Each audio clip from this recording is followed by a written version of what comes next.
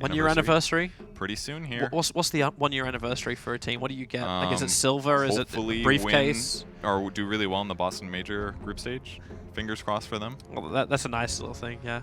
The manager should give them a gift. And that's why this tournament is the most important, because everybody knows that whoever wins the tournament of best of ones gets to go to the major no matter what, right? That's how that works. Obviously, there is so much on the line. And full invite slot. And the other team that's really needs this good performance is definitely Vega Squadron. They're a very storied team, actually. I think they've been a team that has been consistently on the verge of being an amazing team for a very long time. Now, looking at their players now, they've roster swapped many times. But I think back to Frankfurt Major is the one I always reference. They were the only team to beat OG in a best of 3, and they did it twice. They beat OG twice in the group stage to knock them to the loser bracket. Vega is why OG was there, and then OG won the whole tournament. Do you remember the Vega victory, the one that shocked the world? The one at EG at ESL New York, yeah. They knocked the out one EG. which, if it was a best of 5, won the tournament. If it was a best of 5, maybe it would have been different in the grand finals. But yeah, Vega, that was one of their first major wins under their belt. It was directly after TI, so a lot of people were saying, the other teams just didn't really care that much. But still, these guys have had success on LAN events. Yeah, and like I said, their players have swapped a lot, but I want the organization to win because they've always had teams that are very close, and they haven't quite made it. So really looking forward to hopefully them doing well here, maybe qualifying for Boston. It's one of the rare times I've actually heard someone say, I want an organization to win, because when you look at the CIS region, it's always Virtus Pro, it's always Na'Vi, it's always Team Empire. No one ever says, man, I really wish Vega, Vega itself would be a winning group. They're a shark team, They got a shark logo. How can you not root for that, man? And I like blue. That's everything I need. Sharks attack my people. They really do, actually. I suppose you have negative feelings there. That sucks, man. Let's talk about Dota. All right. Yeah, let's get the draft. Nyx Oracle as a reaction to OD. Like Toby pointed out, OD Oracle combo pretty cool. Lots of nukes, lots of spammable skills, and most importantly, Oracle can keep the OD alive to do more fancy things like just auto attack until you win the game. And so Oracle provides OD that, not to mention just the survivability aspects. Nyx is a great counter pick as well, because OD has such high int that as you mana burn him, it does a lot of damage. Do you feel like Nyx is becoming more of a stable offlaner, with his base regen and just his overall escapeness? Do you like him? I wouldn't say his escape capabilities are good. He's all right in that. You're definitely right that his base regen is one of the best parts. He has pretty high base armor, very good base regen. Throw Poor Man's Shield on top of that, and especially in dual lanes, he can be really effective. But if he's against a tri-lane, he definitely does have a lot of issues because he's not the best jungler, so he usually has to rely on a support pairing to guarantee that he can get some levels. So that's maybe the iffy part with him, but in terms of the current meta, he's very effective. There's a lot of heroes he's great against. He's good at countering Batriders when they first initiate, pre-force staff BKB areas. There's a lot of int heroes that are really popular right now, and obviously stuns, invis, scouting, that kind of stuff is amazing. So the laning presence he has, not the best, but definitely his early mid ganking, once he hit 6, and his early mid game team fighting is amazing. No, it's actually kind of nice to see him doing this also without having to just be a carrier, like we saw a Ricky Maru doing for the Lifestealer, where Nyx Assassin just doesn't have to be that combo, but you still have the option up your sleeve later on too. Yeah, exactly. He can do lots of different things. He doesn't necessarily force you into a certain playstyle. The only thing he forces you is that you need somebody else to carry the carry weight a bit more, since Nyx often does want to just be off the map.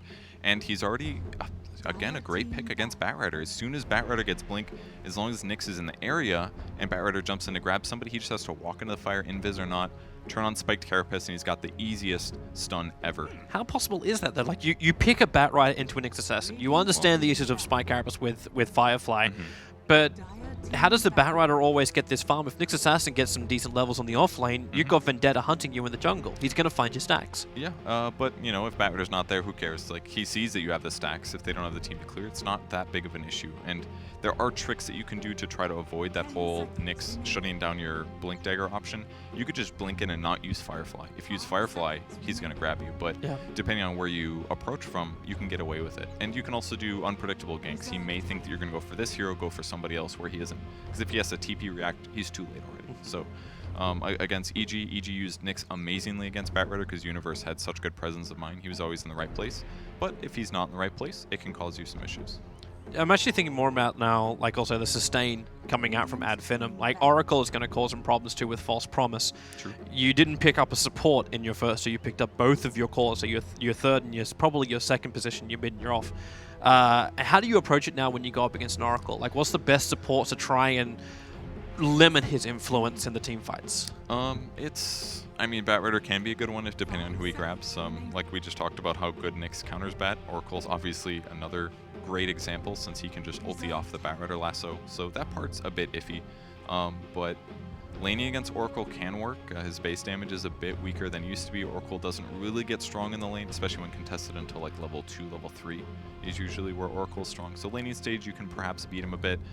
He's obviously very good at team fighting, but in terms of gank rotations, other than damage, he's also weak, so possibly you can out-gank him in other lanes as long as he doesn't predict correctly.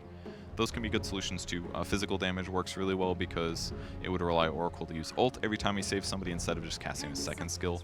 Pure damage works too, so OD could be decent against it. So there's ways to play around it, but Oracle is by far definitely one of the best supports right now in the scene. So I'm saying a lot of things, but he's still a great hero. I'm surprised he even gets past the first too. Like, I understand like a team like Vega banding out the IO and the Drove, these heroes have been plaguing everything, even Conquer and SK. SK's become, next to Axe, like one of the most popular offlaners out there. Stuns are hard to play against, that's for sure. Especially Kunkka as well as Sanking. Kunkka especially is a support that I fear against when I play, or if I'm ever playing Captain's mode, just because X is so easy mode in a way. Like, obviously it takes a lot as a pro player to make it work, but it's a reliable lockdown against one of your heroes. You know, it can be potentially shutting down so many heroes like Bat Rider and others. So sometimes there's just stuff that's more scary. Vega is clearly worried about, you know, Wisp rotations, for example, and how it limits their gank options. It forces you into a certain playstyle, whereas Ad Finem was more scared about stunning heroes, clearly, like Kunkka as well as Sanking. And it gives some lane option problems as well. There's just so many things that might be problems with it. Well, there's still going to be a lot of stuns coming their way too. They might have also been a little bit concerned, like with that Omni Knight ban. I saw it was Friends who did this last night up against Team Liquid, where they ran the Oracle as well as the Omni Knight up against the OD. So OD didn't have that clean, easy attack at the start thanks to like early repels, even if it did get nerfed up a little bit. Yeah, it's in the wise words of one of the most professional players of Omni Knight out there, Straction Slacks, it just makes it more of a competitive hero now and a skill-based hero. It slightly does, yes. That you have to time your repel better, especially early game. So I was actually very happy with the Omni Knight changes. I thought it was pretty balanced. Shadow Demon is a pickup for Ad Finem though. It'll give him another defensive solution. They've both got Disruption as well as the OD Astral Imprisonment. So that alone should be able to save some of their allies if they get in trouble. Is this when you question the Luna pickup now for Ad Finem as the fourth? Like, I know it's the combination everyone goes for, but yeah, it could be pretty much any agility hero. Morphling could work just fine. Obviously, Luna could work. There's other options. Their enemy team banned out Juggernaut Ricky. Jug could also work as a Shadow Demon. You know, there's plenty of stuff. I think what Ad Finem should be more worried about right now is their early game laning stage. Ogre is great at roaming. He's good in tri-lanes as well. He does very easy damage, tons of armor, tons of regen, so they have to be worried about that pressure. And Shadow Demon used to be pretty darn good against that, but with that early nerf to the base Shadow Poison damage, you do significantly less damage. It used to do 50 level 1, now it does 26. That's a huge difference from level 1. So you look for either like a proper ganking kind of squad that can work like SD into something like a follow-up stun, or a safe lane that actually has some damage. Yeah, that could potentially work, definitely. But you want something that's just all around, ideally ranged, maybe reliable disables, maybe lower cooldown could work. Yes. Sniper pickup. And this actually really feels like the game I watched last night. The Sniper versus the OD. The extra range for the Sniper seems to work until the rotations happen. Yeah, exactly, and that's Sniper's weakness. If he gets ganked a lot, he's pretty much dead. So having his allies behind him, or to play back, or maybe go jungle when the rotations are coming, that's a really good thing for the Sniper to do. But he does match up well against OD. He doesn't need his mana very much, so it's okay if he gets it a bit drained. And he does all physical damage and headshot lowers attack speed briefly, so he can actually outlane an OD. And if things get scary or too hard, max out some shrapnel, push the waves, and go do something else in the meantime. It's a good pick. Both faces Void now. There's another hero that can gap close, and that's what Sniper fears. So if he's not backed up well by his allies, Sniper's going to have a tough time. Ooh, hello. Nightstalk 4 position arriving in for Ad Finem, and they were very quick to pick that up after their ban on Husker. Yeah, I think they were ready to do this. Like I said, they needed a support that's fairly strong early game, and Nightstalker's perfect for that. Once it's nighttime, really low cooldown nuke that does high damage. He has high armor himself, pretty good base regen, and he's going to be able to offset at least a little bit of what Ogre Magi is doing, while also giving him some gap closing ability. And you know, if he can find Oracle in the start of the team fight, silence him. Things like that are going to completely change this game. So I like the draft for both teams. The Ursa comes in for Vega, and that will wrap it up as far as the 5 and 5 go. So it was safe lane Ursa, the mid sniper, the off lane Nyx, and then the Ogre Oracle support. Say one downside to Finem's draft is, with the exception of their early roam, they're very cooldown reliant. Batrider, Lasso, Faces Void, Chronosphere are their big things that they're going to have to wait for to get things done around the map. Whereas Vega Squadron's pretty much always ready to go. Their longest cooldown ability is Oracle Ulti, and as he levels up more and more, it becomes smaller and smaller, so they're pretty much just limited by what Nyx Ulti max. So they're going to be ready to fight once they hit that like 10-minute part of the game. Like once Ursa has his Blink Dagger, Vega should be fighting constantly, especially if Finem's skills are on cooldown. That's kind of funny because I wanted to ask you about the 10-minute part of the game, but more what comes out from Spartan. Like what happens with this Night Stalker? Who do you rotate onto? Do you always just keep pummeling into the sniper, or is Ursa actually your primary target? And can you even fight? Can you attack an Ursa in the early stages as a Night Stalker? That's a good point. It is going to be a little tough to kill him, depending on who's the carry here. Looks like it's going to be carry Faceless Void, so they do have some damage there. If it was, I guess it pretty much has to be Void, right? It's not going to be a Batrider carry or anything. But yes. Killing an Ursa in the early game with these heroes that Finem has seems a little iffy. They do have really good solutions, though. If OD rotates, for example, Ursa pops Rage, just banish him for 4 seconds. His Rage will be gone by the time he comes out, and then he takes the nuke. It's kind of a perfect solution, really. But if the OD isn't there, they don't have a lot of damage, and it's not safe damage because it'd still be a Void hitting an Ursa, and it's a decent counter to the hero. And even OD, it's kind of a nice side, at least, that Vega will survive for so long because OD's damage will build up over time. But they need to sustain, they need to kite, they need to be able to do all this stuff. Once they kill Ursa, they should be sort of covered because obviously Sniper actually does amazing damage from range. Just if you put a couple shrapnels down, you completely underestimate really how much damage Sniper does if you don't kill him at the start. So that's really going to be the big thing. If Finem was able to kill those 2 cores, or at least limit the damage out of both of them, then Vega's going to have huge damage problems, or at least moderate. And Finem just needs to land some good Chronospheres and a couple good lassos, and they should be able to have this. So how do you actually build a mid sniper? Like, is it just Dragonlance, and then like what's your progression in the game? I'm not completely settled on item builds for Sniper. In terms of pro scene, I'm not super familiar. Dragonlance obviously can work, but at some point it's overkill. You already have enough range. I think it's pretty justified this game against Chronosphere. It's one ability where you really do want to have maximum range so you don't just accidentally get caught in something. But having mobility items can be amazing. Having something like a Manta can sometimes be great this game against Night Stalker, even though it's such a bad damage item on Sniper. It's truly awful. Well, you just play the other game instead, like you get the full Hurricane Pike, so you just play your distance game. Exactly, and the Hurricane Pike could be a really good solution this game, either for saving himself, an ally, whatever else, whoever needs to get a little unkited or whatever. So something like a Hurricane Pike is very likely, especially because OD has good range but not amazing range, and he will probably buy Hurricane Pike himself, but being able to push one of those heroes away from his allies could also help too. Yeah. I kind of also want to see the movement around Roshan later on. Like, it's not just that. Like the first thing that came to my mind was the Night Stalker rotations, how quickly he's able to get that Aghanim Scepter so they can play the vision game a little bit better against Vega. Like, you've already got Firefly, but as you said, like, there's a bit of a problem with Nyx Assassin when you go in with a Firefly. So having an Ags, you can prepare a lot better for that. But who's going to be ready to really like contest Roshan? Is AF going to be that? Do you have that moment when Vega want to slip into the pit? Yeah, and that's another good point. Like I said, Vega is pretty much constantly ready to fight, and that'll be the same for their Roche situation, especially being on Dire. So another good reason for the Ursa pick. So Finem has to make sure they don't get their crucial teamfight heroes out of position, namely Batrider and the Faceless Void. So they will do a bit of a jungling Night Stalker, I guess, with the Iron Talon. So that means he's probably not going to start doing stuff until the first nighttime at 4 minutes. Yep. And that means OD gets pressured pretty hard here in the mid lane. Yeah, it actually makes the lanes really difficult because the OD is up against a dual lane, so you're running the Oracle as well as the Ursa on the top there.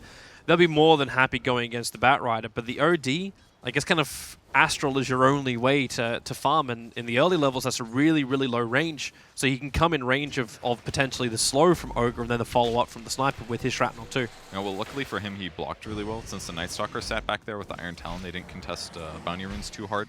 So he got the wave in a good place at least, so constant experience here. And most importantly, he finally did get some Mag monsters. can't take another hit right now if he gets hit by that poison. Won't happen, even though I know you said like it got nerfed up a little bit. You still got to give it respect when you get to 3, potentially 4 stacks. Yeah, 3 stacks is all right. It does a little. It's like 20 times 4. That's not much, really. That's like, what, 80 damage or something? Math on broadcast, always dangerous. I think I got it right, though. It isn't really until like the 5 stacks that it does really amazing damage, but honestly, if he did 50 damage a hit there, I think probably would have killed the offlane here. It truly was a huge nerf for the laning stage. Oh, Mag, they're going to go at it again. Mag does have his stun available. Maybe next time. Got hit by it last time. That gave Mag the distance to get back behind the tower. So even with a poisoned attack... He's low, but honestly, they could have killed him at least once by now with level 1 poison. Really was a huge nerf. And at 40 mana per spell, if it does that much less damage, now you have to spam it way more to make up for it. So, but he gets lucky. He just picked up a regen rune in the bottom river. Wow. So he's going to be a little bit annoyed because he popped a clarity as he walked over to the rune. I know. I feel bad for his clarity potion right now. It's not doing anything. That's just disappointing. A waste of efficiency. It is, but I think I would definitely trade a regen rune for 50 gold. If I could put a regen rune in my inventory. You're going to be happy anyway. Like you just forced an Nyx Assassin to get completely off the lane. There's no experience for him. The lane wasn't really pushed up either, so he couldn't quickly come back. And now, well, he's at level 2. Instantly gets time locked, the poison, the disruption. This will maybe next time get another hit. They're very close, however. He has Spike Carapace as well as his Impel, but Mag, there's your stun. Time walk forward, try and lock him up again. Spike Carapace stuns up both maybe next time as well as Madara. As Mag now 3 stacks underneath the tower. Madara hits the time lock! That's going to help him get the last bit of damage. Maybe next time's poison flew over him, and the Nyx Assassin will finally die on that offlane. That was a little iffy. I mean, he did hit him a lot of times with Faces Void, so it was about time he got a bash there. But you want iffy? Try middle lane with Ogre underneath the tier 1 tower. Spartan going to body block him in. See how much damage there is from Thug to chase down FNG. But does he have another imprisonment? In 5 seconds. I think he can get this. He does have boots advantage, so he's faster. 2 seconds, 1 second. He's even salving up as he's getting ready to fight. So the imprisonment happens. They'll surround the Ogre. They still have a decent amount of damage, so FNG will drop. There's a battle on the top where Skylark, his Firefly wore off and he got caught in the tree line. Seam is so low, the last range creep gets him. That's so unlucky. Well, he had 8 HP there. There was a whole lot of nothing. And they side pulled, actually. That was really the mistake. If any of those creeps were in lane, he could have de-aggroed to them. So pretty eventful early laning stage. Nice that the Night Stalker rotated there. That's pretty important. If he hadn't moved over, I doubt the Ogre dies in that case. Well, it starts to answer my question about the Night Stalker, right? Like, how much of an influence does he have early on? Not going anywhere near the Ursa, but making sure that middle lane stays controlled and keeps the extra support hero there. So there is a small chance that Batrider is able to get something on the top. Yeah, it's just a slight adjustment. If he just sat in his jungle, like in all of your pub games with Legion commanders, then it hurts your other lanes. So the sacrifice that OD made by Ogre constantly pressuring there wouldn't have been quite the same. Oh, he's trying to get a banish off. He's just getting messed up, though. Yeah, he didn't want to run back. He was in the middle of the shrapnel. Now he's going to get it off, but the damage is already there from Iceberg. So the imprisonment kept FNG out, so they can't turn it into a straight 2-for onto Spartan. Just amazing outplay by Iceberg. He got all the headshots at just the right time. Every time OD went in to finally land the kill, he wants to kill Spartan as well, but he's not quite 6. Every time he moved in to go for the banish, he got a headshot proc, which allowed Sniper to attack 2 or 3 times more. So that ranged advantage makes all the difference, and he doesn't even have that many right-click skills. It's an all-in shrapnel here. And everything seems to be paying off for that Sniper. The fact he's got this much farm too, like you have Ring of Aquila, you got your Wraith Band. He is the top on the net worth, like by so far. Like Madara on bottom lane, he's got some decent amount of CS up his sleeve, but he's still only sitting just shy of 2,200. Yep. Compared to the 2,800, almost 2,900 the Snipers managed to bank. Yeah. His CS is a little behind, but like you said, that kill is massive. And Iceberg is a super talented mid player, arguably one of the best in the world right now, but also goes to show what Ogre did in the laning stage for him. Yep. He's also got Bloodlust too. 2 points in Bloodlust already on Ogre, despite him only being level 3, so that's extra movement speed advantage over the OD, and much more attack speed. So Ursa in the safe lane as well, level 5 now. Only 5 minutes into the game. Just saving gold, we'll see what he goes for. He's got 3 points in Fury Swipe, so very likely he will try to pressure the Roche a lot. But the eyes that we should keep is probably on Night Stalker, really. He puts a ward down. We'll see if he gets any ganks going. Because if he doesn't pressure much the first nighttime, he could be a better hero. Oh man, Skylark's got no chance to get out of that one. It's the extra movement speed that was there. Maybe next time, battling against FNG and Mag at the bottom river, support is moving in the form of the OD, so he's going to actually aggressively imprison, allow maybe next time to get back, but the assassination's going to fly in, so SD will drop, and now it's actually Thug who's in trouble. If Mag only hit his stun, it didn't happen. Madara will rotate over, and with the Chronosphere, he's going to fly it out. How much damage is there though? Thug, he doesn't have a single point up in the Arcane Orb, so he can't even attack with that. It's just base damage being thrown into Mag. Now he'll throw up the imprisonment, 3 levels up in that decent amount of damage. It won't be enough to kill Mag because he gets the Spy Carapace off. Ogre will drop the assassination for a return kill onto the OD. And looks like both teams are now happy to bail out this one, or at least Vega is. AF will just have to do it by unwillingly choice. Yeah, OD was holding his nuke for so long because he was trying to wait for Nyx to throw the Spike Carapace out, but really he just let it go off cooldown because it had finally cooled down from when he used it before. So just a little bit skill mismanagement or not knowing when your opponents use their skill, and it got OD killed there. He would have lived otherwise. I wonder, like, why is that damage, like, not instant? Yeah, but I thought the same thing. I was like, that sucks. OD needs that to get changed, but I'm like, wait, OD's too strong right now. Whatever, we'll let it slide. I think similar interactions can work with Puck as well. I believe I had a pub game at least where I was killing pucks with it, but I heard on Reddit at least that you can actually phase shift the damage. But I kind of agree. It's kind of weird. I think it should go in before they do anything about it, right? It would make a lot of sense, like the damage is applied.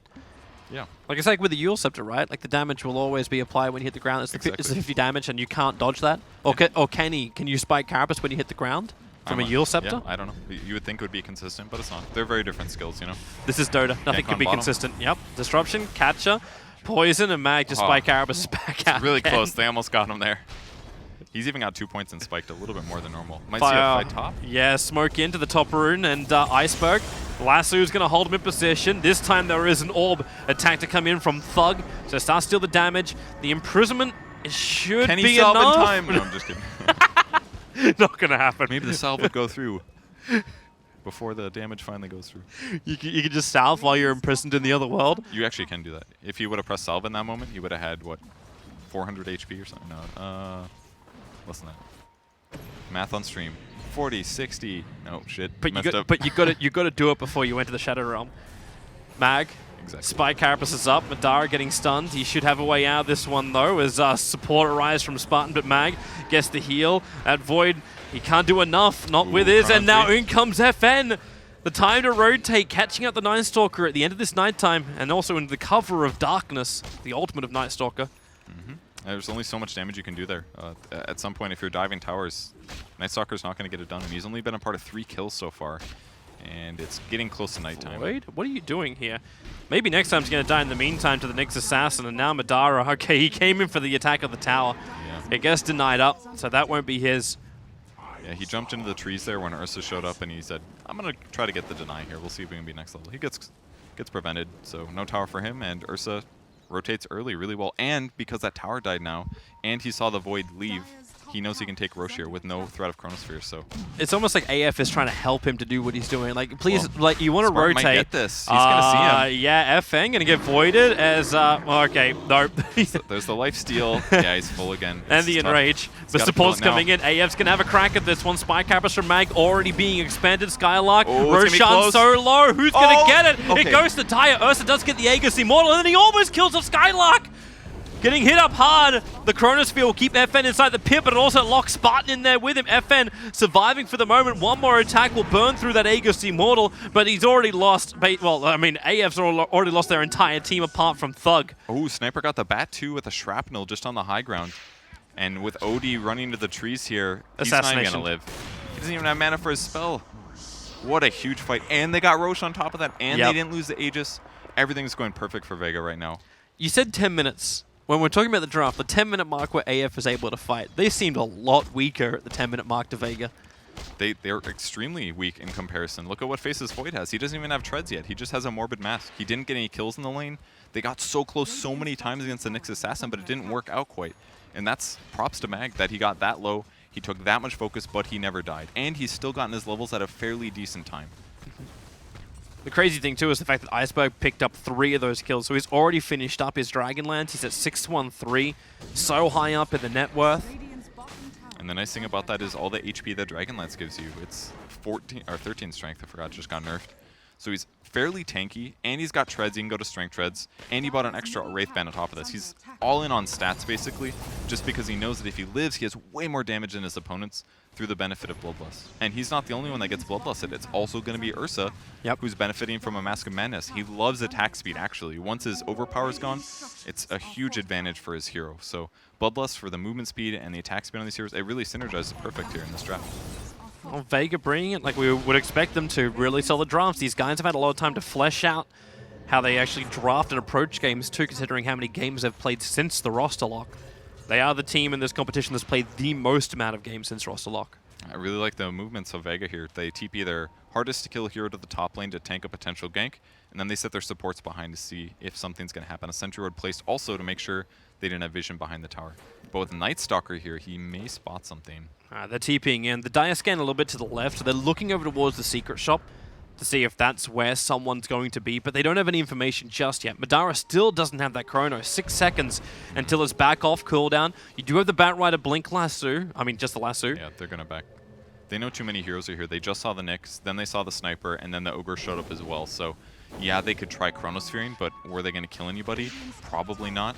So now Vega all of a sudden shows up with 5. They tried to bait out an opportunity, and then Adfim says, wait, we wanted like a 3v1. We didn't want a 5v5. We're not ready to 5v5. So, and what a cool smoke. They back off and they immediately come forward. They hit the tower with 2 heroes. Yeah, but Seema also broke his smoke when he attacked the tower. So that's on purpose. He wants them to think that they're all still there as 5. So that allows the 2 to rotate mid and potentially kill the OD for free. Yep, they go on to Thug. The sun's going to be there, and there's no way he can reply. No way to imprison. Sioma just got there, but he was a little late. And they just get a free OD kill. They didn't get the tier 1 tower top, but they backed to be safe as the gank initiated. That way, if Adfin was still top, that they got out of there. Ganking the Observer Ward here really quick. Okay, he got it. Gank successful. Well, Spartan's going to get assassinated up. There's more support coming. He'll get up to the hillside. But he's kind of on the wrong side of the river with no help. And if they bait him out well, yeah, they're using the courier. They're trying to scout him out with the courier. He could just TP, honestly. He doesn't realize that, though. He doesn't really know. Now he's actually... Wait, have they seen him yet? Oh, they caught a glimpse. Spot. They caught a glimpse. But they don't know if he's TPing. Mag would have had to go for a blind stun then to make that work. It was a good TP location, just cutting in to a place that isn't normal. Really nicely done there. Maybe next time. Seema's got a lot of burst damage. He's got 4 points up in the Purifying Flames. The problem is he's not going to survive long enough. He needs to get that secondary one off. He actually false promised himself to try and survive through this. He's locked in. Now the heals kick in, but OD still done more than enough damage. False promise wears off, and support will go down. I thought for sure Oracle would be able to cast all of Fate's Edict to prevent the OD damage before, after he came out of that, but didn't work out, turns out. Only spiked Carapace. More rotations coming in from Vega. Mag does the scouting in Vendetta. And with a Blink Dagger already, like, it's a 14-minute Ursa with Mask of Madness and a Blink Dagger. They do spot him mid. There's the bandage. Oh. At least I know there's a sentry ward in mid lane, and he spike carries the damage. So stupid in so many ways. So stupid. Nerf OD in a different way. That's what I prefer. Yeah. On the top the indirect nerf. Spartan's getting ripped apart is the top lane where Iceberg's on the run. All right, now he dies. Yeah. I think. Is there? Yeah, there's assassination. It's got a wand. I think he can survive. Yeah. Is that only a level 1 assassination still? Yep. So I'm saying still when we're 14 minutes in, but he's still 10.5 levels up on that sniper. He's doing really good this game. It's the fact his net worth is just so far above everybody else. Like 7.5k, the nearest on the Radiant side is 5.1, which is the Faceless Void. Who's kind of been a non-factor. That's the problem with Faceless Void. If you don't get kills, then your farm rate is going to be slower. Unless you buy something like a Maelstrom that can accelerate you, but Iron Talon only does so much as a carry, and Sniper can just nuke waves. He throws a Shrapnel down for 50 mana if he has a charge, and the whole wave dies. The full Hurricane Pike are completed over on the Sniper, but this aggressive move from Spartan and Skylark, they have to make a payoff. Like now they see Iceberg, but they're Dire Observer Ward. It's on the other side there. Yeah, they've done a really good job here. That's a very unpredictable ward. And with some of the trees done, it just allows them to cover themselves in the jungle. And even if they did find Sniper, I don't even know if they kill him. With a Force Staff on him or a Hurricane Pike, really? 14-second cooldown Force Staff? Yeah. And this much HP, he's so difficult to kill, and Adfin was already having damage problems. Who's their damage source? It's like OD maybe right now that he finally got a point in his orb, but that can't be your only damage source. Like, Night Stalker can do some of that, but his early rotations weren't strong enough to justify this pick right now. Mag wants to go for a play in mid. I don't know if he saw the sentry ward go down. They have an obs of their own in the lane. And a couple of pings came in from the SD. But he goes for an easier kill. They just moved down to bottom. I say an easier kill. Madara is not really the easiest of all kills. Well, he's easy with an Ursa here. Ursa's always going to have enough damage to kill almost any hero, so... It's just if you can keep him stunned up low enough for the Ursa to do that damage. Yeah, just got to land one Impale and he's good to go. And instead he's going to go to the lane. They saw it coming or something. They must have seen his rotation. Grouping up top. They want to go on Iceberg. FNG gets silenced by Spartan, but already the push away. The lasso will be there. FNG, he needs to break free of the silence. Finally does. Can he create space for Iceberg? Multicast over on Skylark, and in comes Seema. There at the right time. Spartan's going to get shredded apart, and just follow the Firefly if you want the Bat Rider. Or you can just not even give a crap. They're going for the tier 1 tower. Yeah, they saved Sniper. That was huge from Oracle. It would have been a kill if he wasn't able to get there in time, but that's all it took. One Oracle and a hero that's more farmed than he should be because he's had a great game. And you shut down every rotation here for Finem repeatedly. They're gonna get a tier 1 mid at least out of this, which will help, but Mag's coming in for a denial. He's going to try and take that money from him. Fight. Oh, there's your stun with the initiation over on Thug. FNG will try and help out, but he gets caught inside the Chronosphere. Mag, not the greatest position in the world, but then the Spike Carapace gets a double stun and another multicast from FNG onto Madara. Has to time walk himself away. So worth it. They got the tower kill, but that's Chronosphere.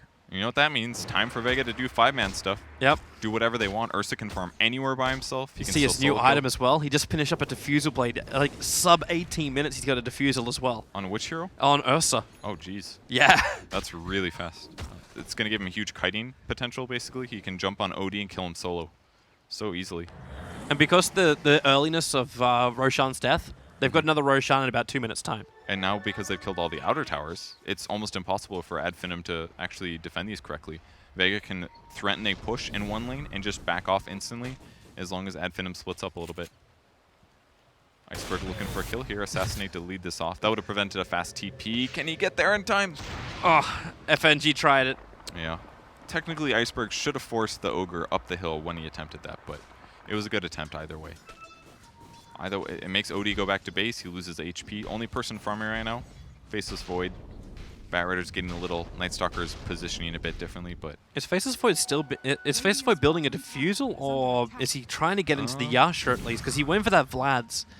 Like yeah, could be either. I'm not really sure which one I like better. Manta could work, I guess. He just bought. I'd prefer Diffusal personally. It's gonna be Yasha. Okay. If he goes Yasha alone and then goes another item, then I'm completely fine with this. It's a little preference because Diffusal's not amazing this game. It can be useful in a couple situations. Mostly that you can remove Bloodlust from people. That would be a really good benefit, especially because Ogre's Bloodlust cooldown is very based on what level multicast it is. So he's 15-second Bloodlust cooldown. If you can just use a Diffusal Blade charge against the carry in a fight with a Diffusal Blade, that's already a huge advantage. It's like one less Hyperstone. AF's trying to look over towards Roshan now. They're sending over SD Illusions. It's almost the max spawn time on Roshan. Like, it's just shy of it by about 10 seconds. I don't even know if it matters. They just have to find a good fight. Oh, Maelstrom pickup for Sniper. Well, if AF can get that good fight around Roshan, but they need more warding than this. Like, they got one Observer ward that's watching over the bottom rune. Man, I love the Maelstrom build on Sniper. It's very good. Even going like Mjolnir is fantastic. Just more attack speed, which is more chances of headshots. And lots of AoE damage increases your farm speed. Definitely one thing you have to be worried about when you're playing Sniper is that you don't just have things like Hurricane Pike, BKB, stuff that makes you fight well, but it doesn't make you get items faster. It kind of seems like Sniper can kind of build whatever the hell he wants. Like, he doesn't need to build specific items to counter something. Yes and no. But there are a couple limitations to the hero. If you buy too many stat-based things, then you have mediocre damage and you don't actually farm that fast. So a balance is usually needs to be reached. And luckily for him, this has all been amplified by Bloodlust the whole game. So he's got a lot of items and he's done really well in fights. I was mainly meaning things like there's no easy evasion here, so you don't need to buy a Monkey King bar in this game or be forced into a Silver Edge. Like, yeah, that helps definitely. I think, does headshot, I don't think it gives you auto hit anymore. It used to like go through evasion when you headshot. I think they removed that. Can't remember. But that was a feature when Sniper was in his ho-ho ha-ha period. I know you guys told us not to swear on stream. I'm sorry. I didn't mean to. How is that? That just slipped out. Might as well be a curse word, dude. That was a dark time in Dota days. Spartan. They'll get multicasted multiple times. Already Roshan's going to die before AF's going to get here. FN getting bashed up for a moment. And Madara, he time walked into the fight, and that allows FN to blink forward. The stun from Mags in the perfect spot too. Skylark can't be involved in this at all. He gets hit by everything. They've lost to Madara. Well, this time walk came back off cooldown for him. He'll get the TP away to safety. Now the rest of AF is currently being hunted down. Diffusal Blade charges can get expended. But 3 heroes lost for AF. Vega don't have to commit anything of real value. Yeah, 3 Diffusal Blade charges. 1 to kill the Night Stalker, who's normally a very fast hero. 1 to kill the SD, and probably 1 on the Batrider. That's 3 heroes that if they just get a little bit away from the team fight, they can actually give their team some longevity. But if Ursa kills your 3 heroes right at the start of the fight, the game's out of control. And that's really what's been happening since the start. The laning stage went all right for Finem, but it didn't go amazing. Or even good, I would say. It just went well for Vega, and it's just gotten more and more out of control. They missed their timing. They didn't get anything out of a Chronosphere all game. Have we seen a Chronosphere do anything impactful? Not really. Well, the problem is, like, the only time he's got good Chronosphere is off. The OD hasn't been ready to fight. Yep. So the Chronos might catch 2 or 3 people, but there's no follow-up. It's like watching a black hole with no damage. Yeah, the SD, in my opinion, this game has been really ineffective, actually. It didn't fit their draft. They needed another support that either snowballed from kills, killing the Nyx Assassin, or they needed somebody that just simply had better mid-game damage. And I'm not really sure what that best solution would be. That would still give them good laning, but they picked it based on the draft, and Vega just put them into a place where they're like, okay, SD is not good anymore. As long as Mag didn't die, SD became bad this game. And I don't even know why he's maxed out Disruption, to be honest. I don't know who this is supposed to synergize with. Maybe the Void or something? So maybe that's why he's building all these stat items, and by that I mean just the Vlad, since he's really not that far. Yeah. But I don't know, their draft is not coming together, and neither is this ST skill build. So we'll see if it gets anywhere. Yeah. Maybe he's gonna go Diffusal after. And life's gonna get harder as time goes by too. Like, you got a Nyx Assassin who's got so much money that you're able to build into an Aghanim Scepter so early on, and they don't have anything to really deal with that. Yeah. Like, they're already having enough trouble dealing with an Ursa, let alone what's going to happen when the sniper turns that. Well, he's got a Claymore on him, so I'm assuming, what is this, like, meant to be like definitely Battle Fury. Definitely the Battle Fury. Hey, you know that actually used to be built in Warcraft 3, Dota? Oh yeah, Wind Ranger, you're like, it gives you HP regen, mana regen, and damage, just everything she needs, right? Yep. Fight coming top. Actually, I think it was before even Wind Ranger was in the game of Dota. That was SEA Dota. This is a really good chrono, actually. If they can kill Mag here, that's going to be so big. Well, they managed to get through FNG. Mag, however, being kept alive by Seema. This fight just drags on, giving all the intel over to Thug. Then now in comes FN. How much can they deal with? Mag's not dead. The imprisonment just a fraction of a second too late. So the Faceless Void does drop, and no Mag! Oh, please!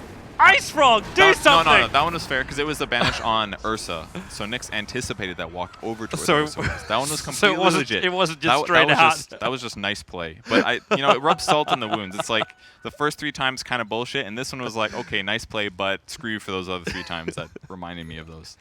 It was the straw that broke the camel's back. It really did. And the big thing was that Faceless Void was inches away, or centimeters, I think, depending on if we're talking about driving or measurements here in this country. But Faceless Void was so close to getting his time walk off there, and it could have changed the whole fight. He maybe time walks away, possibly time walks again, 6 seconds later gets a TP out, and instead the OD ends up committing for it, doesn't save either of them. It looks so good for Finem there. Yeah, but they just couldn't make it work. And Vega continue to stretch their lead out. Like, we're 25 minutes in at the moment. It's already a 14,000 net worth advantage going the way of Vega. About 8K on the experience. But the more critical thing is just the fact that Vega's, all their initiating heroes, all their killers, they've all got the items they need. Like, you got double Aghanims. Both Ursa as well as Nyx Assassin have their Aghanim Scepters up. And they have low damage on Finem, and to make that worse, Nyx is just going to sit there burrowed, and he's going to throw out mana burns. He maxed his skill out first, by the way. A really good advantage against a lot of the heroes on Finem.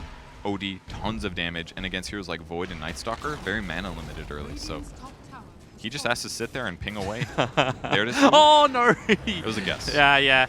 It was blind up the hill. They need to get an Observer Ward down there to make that work. But that's why the sentries are already in place for AF. So I can also get a little bit of extra vision. All right, there's a banish on the Ursa. He's got Ags as well, so if he gets lassoed by Batrider, he can just ulti it off. Like, they're in such a good position right now with their draft and the way that their heroes are working out. Iceberg just has to sit all the way at the back of the fight, and they're fine. Oh, Madara. You know what he's actually looking for to make sure that lasso can work? He's looking for the kill over on Seema to try and take the Oracle out of play. That's a big one, definitely. One of the many. There's probably 4 heroes on the enemy team I'm worried about if I'm at Finem, but... I'm just thinking, like, to get any initiation working, you've got to bring down the Oracle. Yeah, because that's going to cover the first person for sure. Yeah, and he's sitting so far at the back lines. Like, if you look at the arc of like what AF had in that defensive position, you got the 3 in the front, you got the hover on the right, and then Oracle on the back left, as far away from anywhere where AF can reach. Yeah, a couple of years ago, you know, supports weren't as mindful about that position, but now it's very tough, especially in these best-of-1 situations. Can you get the Night Stalker? No. Good TP there. Doesn't matter? Not sure. It at least makes Vega fall back for now and gives a little bit of space for AF cores to farm up. Yeah. Maybe OD can reach something that can help him fight. Maybe he can actually get a BKB. Like, it's actually... I'm thinking everything that's stunning him and nuking him right now, but what else do you get? Yeah, I mean, it cover you against the Nyx Assassin, but it doesn't matter. You would still solo die to Sniper, and you'd still solo die to the Ursa. So what better choice is there? I would do, I was going to say Shiva's, but then that makes Nyx do more damage, but I think something like, even Shiva's doesn't work very good because it reduces attack speed for Ursa, but he still hits max when he's overpowered, so it's like, it's kind of good there, but again, kind of bad.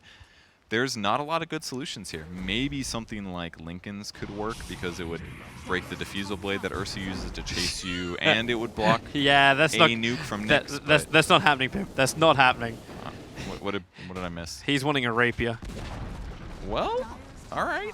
Yeah, that could potentially do it. I would put it on Void, though, personally. Okay, he does end up going Manta on Void. I don't know. I don't think that's... I mean, you can remove Ignite. The obvious play is already spent his money to buff up Void. So he goes, he dies, you get the instant rebuttal kill, and you pick up the Divine Rapier. I get so they wait till OD's about to die, and right before he dies, he banishes one of the enemy team. Yep. And then Shadow Demon will disrupt the other one. Yep. And then Night Stalker will slow the other one, and that's when he rolls in and grabs that rapier. That's a good strat. It's a cunning plan. That's how you win Dota, guys. Blackadder would be very happy about it. So Basher up now on Ursa. In case you haven't seen him solo kill anybody, he can definitely do it. You get that, and then you can also send him Disco. Like, you've got the full Mjolnir over on the Sniper. I have no idea what the hell that means. Disco. You go Sparkly. He's a Disco Ball. Disco Ursa. What? You're talking about... when I hear Disco, I think Flash. Oh, they're going to grab Bat? Oh, it can go both ways. Okay, they're going to think about it. Drum charge wasted. That TP is nice and confident from Spartan. He's really close to Ags at least. This could actually help a lot. Yeah, if he stays alive, they're going to find FN, and FN just tries to go ham. Do they have enough damage? And with the bash, he actually hits Spartan down. The Night Stalker will fall.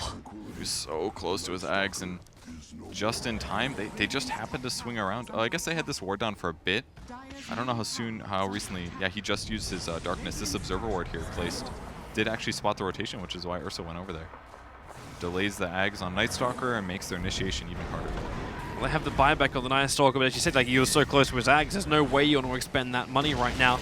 If you can defend 16 seconds on the board before Night Stalker is back. Well, you can, but he's still 250 gold away from it now. Makes it harder.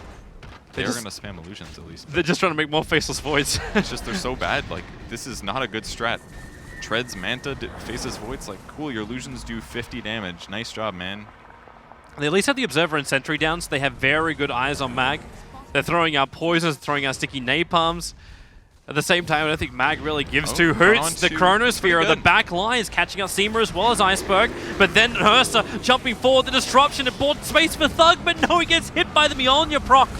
So he'll go down as well. Odie has to buy back. They must defend now or else AF will lose this game. But Madara can't stay alive. It's full buybacks. Batrider joining in the fray too.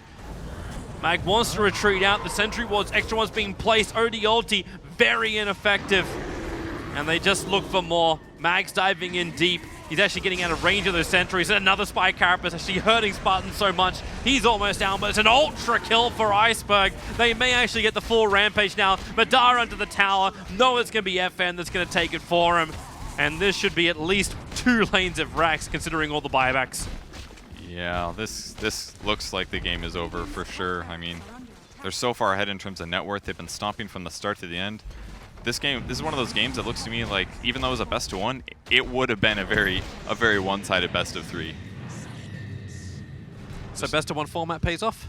In this game case, maybe. You never know, but there's always the best of 3s where it goes stomp, stomp, stomp, and then one team happens to win out of that. Yep. Never know. The game of swings. I am looking at this item build for Void, though. I really don't like Manta. I think it's one of the worst damage items in the game, unless you're like an AM that gets natural benefit through your passive. I thought we learned that lesson at the last TI. Like, Black was sitting there the entire time, just like gritting his teeth every single time he saw it, because Mushi was doing it all the time. Yeah, on heroes like Medusa, but you know, arguably it's better there because your illusions do actually get split shot at least. So it's like it's kind of bad damage no matter what hero you are already, but it's even worse when it's your first item because you're early on in the game. You don't have as much agility quite yet ramped up. It makes you run faster, but not that much more than what a Yasha would have done. I just would have much more preferred a Diffusal Blade, because then when the disruption comes from Shadow Demon, at least he gets feedback like an anti-mage. That would already make the illusion so much better. And the fact that the Shadow Demon committed 4 of his earliest skill points into maxing out Disruption in the first place when he could have been farming with maxed out Shadow Poison to get the levels that would give him the Disruption. Yep. I think the build is a little bit off, but really this game was mostly about the fact that the laning stage went so rough for Finem, and they didn't get to rotate. They might get to break their smoke maneuver. They're moving down to the Ursa. It's like, they can't even kill this guy easy. They'd have to like Chronosphere him, and then waste his rage, and then lasso. Like, did FN stop halfway through his BKB? What's that recipe in his stash at the moment? It is a Diffusal Blade recipe for level 2 Diffusal. Okay. Maybe he bought it last fight when he thought he might die or something. Who knows?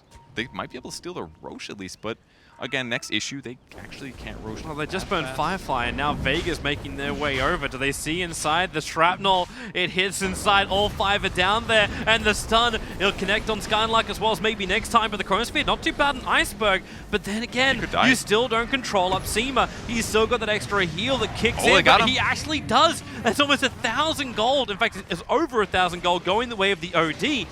And that's no sniper for a full minute, but you've still got the Ursa. Spartan trying to kite it out a little bit more. Mag goes into his borrowed form once again, and now AF. You really start to see how far behind they are. You take out the sniper, you got at least that good pick on the core, but it's still not enough. It's a great fight for them grabbing the sniper there in the Chronosphere. Nice plays by Manara, but it can only do so much. That Firefly is going to wear off right now, and Skylark, he's down the hill. They can see with the napalm, so they will know what the timing is, and he can force in for this. Oh, Flame Break. Doesn't get it. Okay, good Flame Break. It's going to put Ursa on the high ground. And it does. They can't get him back. He does have Blink, though, so... he's got the ward, though. He can just hit him. The Observer Ward can do its work. Thug. This could be good. Just steal the intel. Steal the intel. Oh God, he gets disarmed. He's going to get Blink now. Okay, banishes him. Can he Blink before the... Okay, no. Okay, that doesn't work, we found out. Consistency. Hashtag. It's there. So close to being amazing for Finem. They really did stomp that fight with the kill of Sniper. He did almost no damage, but like you said, once Ursa finally got in the fight, he just has so many tools now. Those 2 guys are just so damn big. And now, like, just to get on the wish list, like, it's almost Christmas, but it's coming a little bit early for the Ursa. Like, you finish Roshan, and then you get a double damage rune. So you're just walking in as this Ursa on the bottom lane, itching for a kill with Immortality, a fresh Diffusal Blade, as well as having like his BKB and a double damage rune. Well, they could do a little damage here. Let's see. Sniper's on his way back, hobbling over here. Going for a Scotty next. He's got it completed. How long we got to that Chronosphere to come up? Can't be too long now. 5 seconds. Really close. Here comes. Oh, with the disruption, they actually hold the Ursa in position. Not with Aegis, they can't run this just yet. They would just lose right away. Yeah. Got here they go. What a Chrono. Big Chrono 3 on the back lines. They actually move outside of it to ensure they get the kill on Mag. FNG tries to keep the Night Stalker in control after that, but then the imprisonment, again, they buy themselves the space. OD to the front lines. Let that BKB do the work. Then again, he's actually getting stunned up. You need to push him away, but the damage from Iceberg, it doesn't reach far enough. But Ursa, he will get in close, gets the bash, and that is a GG wept. It looked so good in the mid game. They had some really good fights, but they were just too far behind in this game. We really never saw effective Chronospheres early mid. We didn't see effective lassos consistently.